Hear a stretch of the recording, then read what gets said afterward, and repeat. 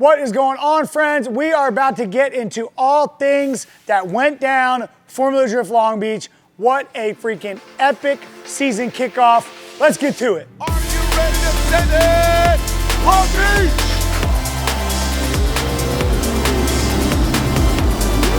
On three, you'll send it. 1, 2, 3, send it!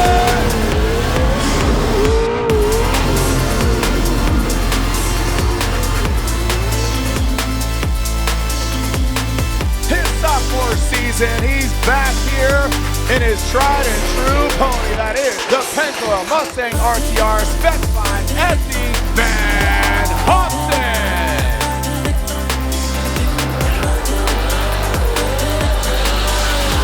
Time to head out for top 16 and put it down. That first year is just adapting and overcoming, and then the second year is when those drivers really light on fire. I mean, The best drifter in the world, James the Machine James. Sport is so freaking insane. Oh, split decision. There goes one more time. Unbelievable. Great start to the season. Huge thanks to the whole RTR team. What a season's in store. I can't wait. All right, so Formula Drift Long Beach. Well, the first thing I want to say is check out this fresh new RTR shirt. We just dropped a whole new fresh line at rtrvehicles.com. Check it out. And I wore this shirt like every day while I was in Long Beach, which is why it's really funny that I'm wearing it right now. Anyway, I flew out of Charlotte around 5 a.m. on Thursday, got into town. The first thing that was on the docket was to set up Mustang Unleashed.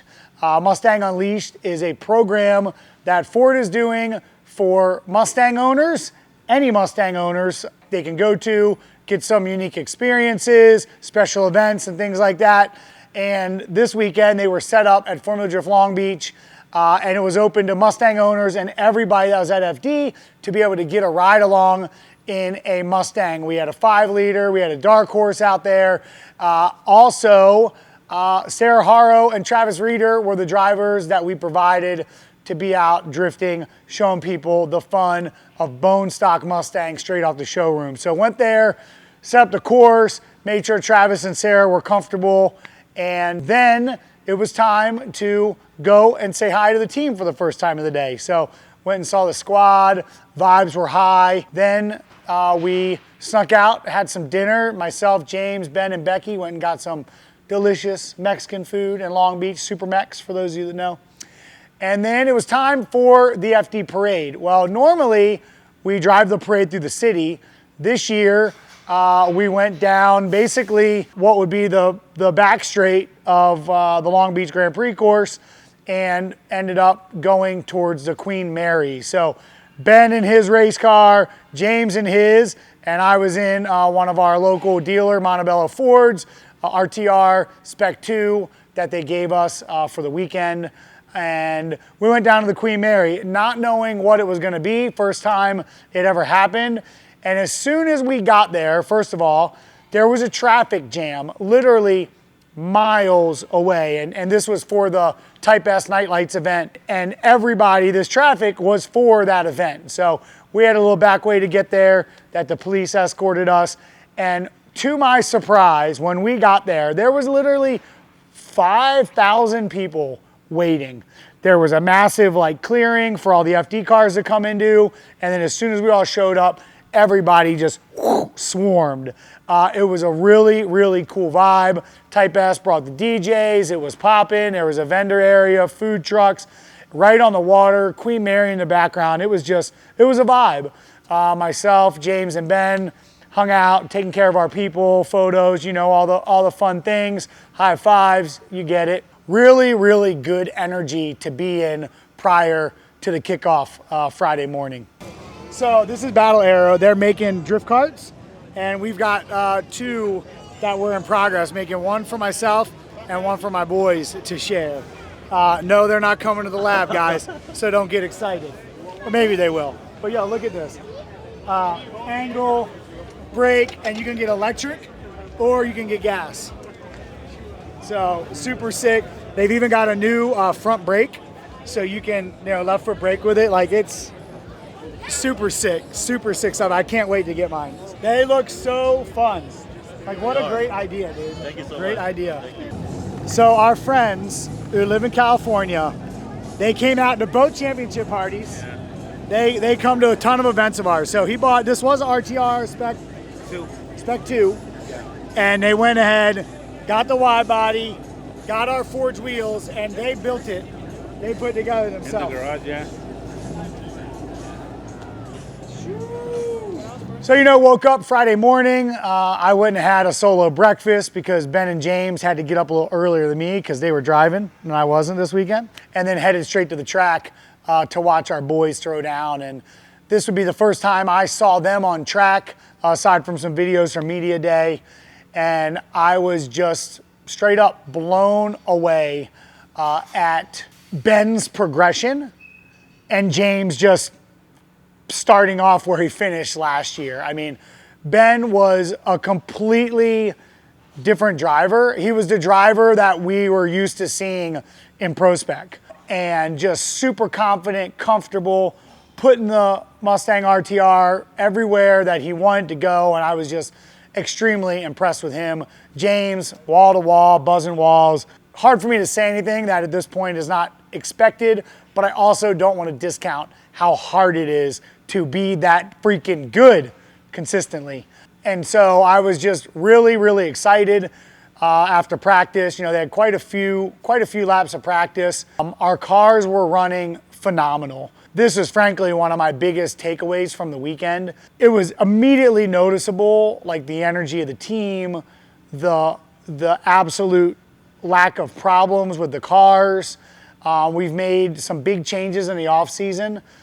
Some tough changes of personnel and some investments to take care of some of the gremlins that have plagued us the last couple years. And those two things combined literally have us being the team that I've never, ever had in the series. A very fun team that's extremely competitive, but gets shit done. And it showed in our drivers, it showed in every team member, and it showed on the track as early as practice for me. Moving on to Friday evening, going to the seeding rounds. Ben's first battle against Ryan Littoral.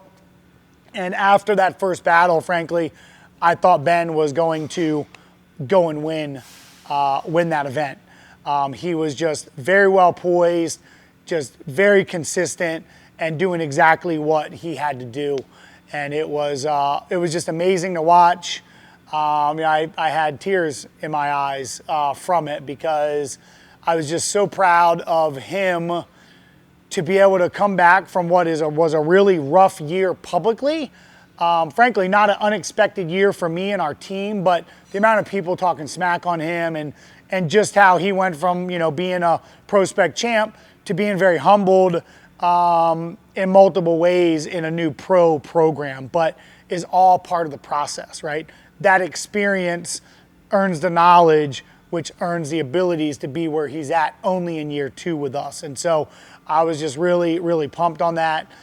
He had a great run in seeding, and we left that day on an extremely high going into competition day on Saturday. So Saturday was another early rise for the team and Ben and James. Getting to practice, the boys were just looking absolutely phenomenal.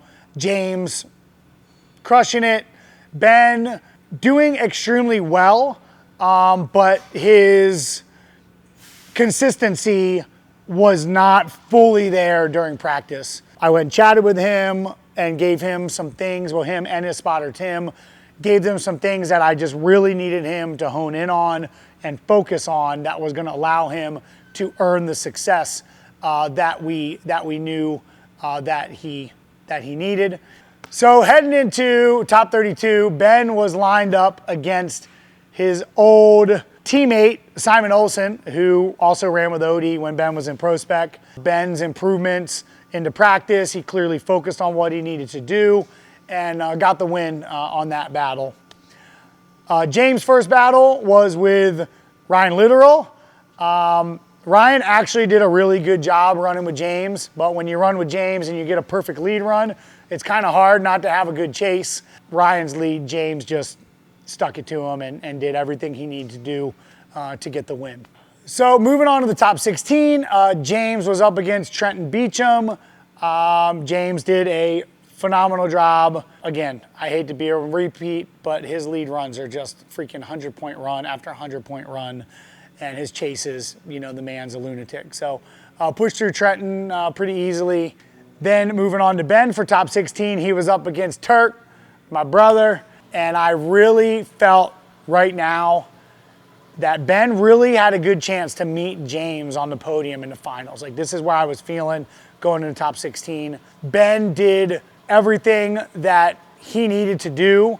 Turk had a big problem in the lead, and Ben did a phenomenal job avoiding it and just was very poised and comfortable in the chase. And all Ben had to do was go nail down a solid lead run, and he was going to get the win against Turk. And from the beginning, I felt Ben might have entered a little bit earlier or a little bit too slow. He didn't get out to outer one. He didn't get out to outer two. He made the rest of the course fine, but those are two major mistakes. In fact, I think he was even off 3 a little bit. Frankly, it was exactly what we had been talking about all weekend, which was just getting to outer one, and because that sets everything up in Long Beach. And so in the end, though, Ben made his first top 16 appearance. I am extremely proud. Again, him getting in the top 16, I even shed a tear, as did his dad and all of us, because it was just such a relief to see that Ben has arrived with his new Mustang. And irrespective of him making a mistake against Turk, we see the writings on the wall. There's no more if, it's when. And he just needs to work on his consistency now, and this is the levels to the game, right? You go drifting. Then you can link courses, no problem. Then you can kick ass in Prospect. Then you can win a championship in Prospect. Then you get the Pro, where it's a game of inches, not feet. Inches, not half cars or cars in tandem. That's just what we need to continue to cultivate, is that consistency and being able to do it time after time. And that comes with experience, especially at a track like Long Beach with a blind turn one. You're using your butt dyno on the run up, you're using your peripherals on where to enter, a whole lot of feel, and mistakes can happen. And, there wasn't a massive mistake. He probably flicked the car 5 feet early, which at 70 miles an hour doesn't feel like anything. And it just, caught him out a little bit. And so, and that's where Ben retired in top 16 against Ryan Turk, who was on fire all weekend. In fact, Chelsea DeNova was helping him out, doing some spotting and setup and stuff for him. So really, really pumped on how Ben ended up and finished overall 9th or 10th, where he's at in the points. So he earned himself a seat. So he's now a seated driver where he doesn't have to go through the seating round. So really pumped on that. Moving back to James, going into the grade 8, running his freaking neighbor from Ireland, Connor Shanahan. I knew this was going to be a serious battle. If you remember Orlando last year, where they got to run each other, and Connor just inched him out. But I knew James was just poised and cool and calm, collected. And frankly, I didn't have any worries when they went to the line. James' lead run was just, again, not to be a broken record, but James has a beautiful lead run. Did I tell you James has a beautiful lead run by chance? 100-point lead run time after time. Connor did good. He was a little bit shallow places, light angle. And then when James went to chase him, he was just all over him, did everything he needed to do, matched his angle, and unanimously got the win. Moving into the semifinals, James would be up against Adam LZ. Adam was looking really good all weekend. In fact, probably the fastest driver or the fastest car on the track. He was driving like a freaking lunatic. In fact, during media day, he turned his car into a compact. In fact, we had to help them with some parts and tools and such. You're welcome, buddy, to help him get back on track. But he was looking amazing. And frankly, he's just been a completely different driver since, we worked with him for a couple years and him running his own program. You can see a lot of the approach that has been adapted since prior to RTR to after. And I'm really happy and proud to see that. I got a lot of love for Adam.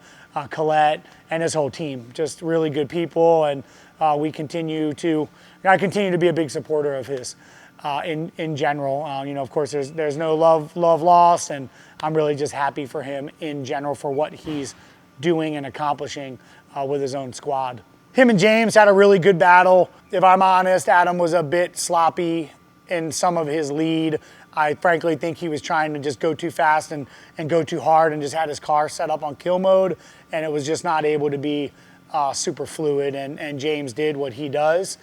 And so that put James into the finals. So heading to the finals, up against Frederick Osbo, I knew this was going to be an absolute barn burner. Two OEMs that very much support the sport. Ford's been there quite longer, but not to brag about them or anything. But always fierce competitors, right? Papadakis and RTR are continued, like when we're on the track together, it's about to go down because they got, great cars, great setup, great spotters, great drivers. So going into the first round of battle, it was super close. If I'm honest, I think you could probably see James edging out Osbo, but I also can see how it would earn a one more time, especially in the final round of the day. But it was good. Both drivers did a really good job. There's a couple spots for room for improvement, but overall, I can get on board with the one more time. Moving into the one more time, James was leading first, and he just picked it up 5% notch, and it was just a little bit too much than the track or car could handle going into outer 3. He was a little bit further in outer 2 before he came out of it, and that translated to being a little bit deeper in outer 3. How deep? Let's just say almost rear tire deep, kind of like me one year at Irwindale when I went up against Osbo and used my tire on the wall to get through it because we had so many one more times and I was just pushing. So James did very similar, but made it work. Frankly, it did not disrupt his car so bad, but it did disrupt Osbo, which ended up being a major deduction in my eyes on his lead run, not giving the best chase that he could to Osbo. And then on the chase, James pushed super hard. It just wasn't enough to edge out that mistake. So Osbo got the win. Congrats to you, Osbo. Phenomenal driving all weekend. And really happy to see you coming out this year with a bang. And very happy for us to earn second place and frankly come out with a bang, well, a literal bang. In fact, when you look at James' in-car, you can see him he knows he's going to the wall and he kind of does that it's like a driver's flinch before you hit the wall. You're like, I'm hitting the wall. So, but really happy, So my key takeaways of the weekend, really, first of all, feelings are just super proud of what we're accomplishing. There's always things behind the scenes that you don't see and internal things. After feeling and seeing the energy and where we were this year, I feel like the last couple years we've kind of had an arm behind our back when it comes to how the team is operating and running. And the changes we made, Cody is our new team manager, and his leadership is just showing every single place. We've always had really good team members, but if I'm honest, and I need to be accountable for this, I've not given them the leadership that they need. We've not had a fully capable team manager in a number of years that could give them what it is that they truly were yearning for. I have a group of very smart men and women that are willing to be led at the track, and I did not provide them that team member to do that. And so the result of that decision was really a massive takeaway for me, in addition to the key investments we made in the car, rewiring all the new cars, getting Ben a brand new car, moving some stuff around, changing some suspension setup, all that stuff showed that it made sense, despite when the investments were being made. It's kind of oh my gosh, ugh.